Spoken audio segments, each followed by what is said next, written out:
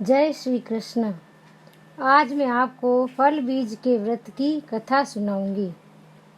एक साहूकार था, उसके एक बेटा था। बड़ा होने पर उसकी शादी की गई।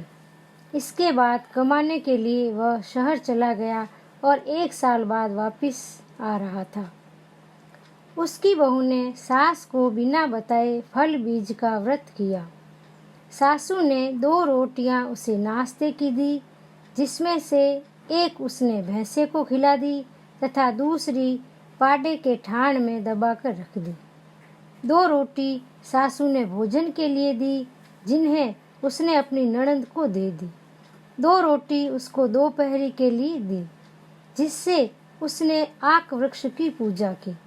2 रोटी शाम के भोजन की दी, जिससे उसने अपना व्रत खोला। उधर शहर से उसका पति गांव आ रहा था। रास्ते में राजा का साथ हो गया था, जो अपनी बारात लेकर आ रहा था। जहां राजा चल रहा था वहां धूप थी, जहां साहूकार का बेटा चल रहा था वहां छाया थी। ये छाया उस पर उन रोटियों की हो रही थी जो उसकी पत्नी ने ननद को दी थी। आँख को उसने पानी पिलाया था, अतः जहाँ भी उसे प्यास लगती उसके आगे पानी का गड्ढा हो जाता।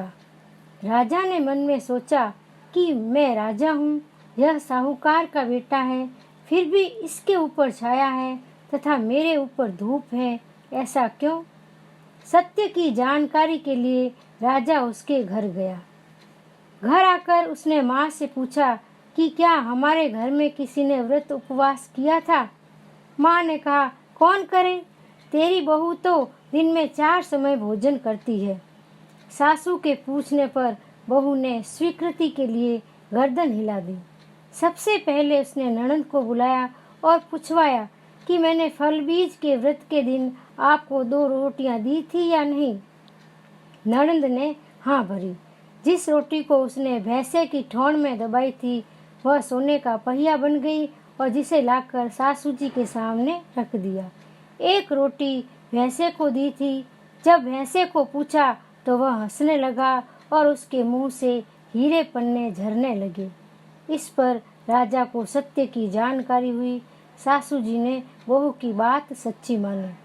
फल बीज का व्रत करके 2 या 4 पूरियां ऊपर शक्कर घी डाल ननद या सवासनी को जरूर देनी चाहिए।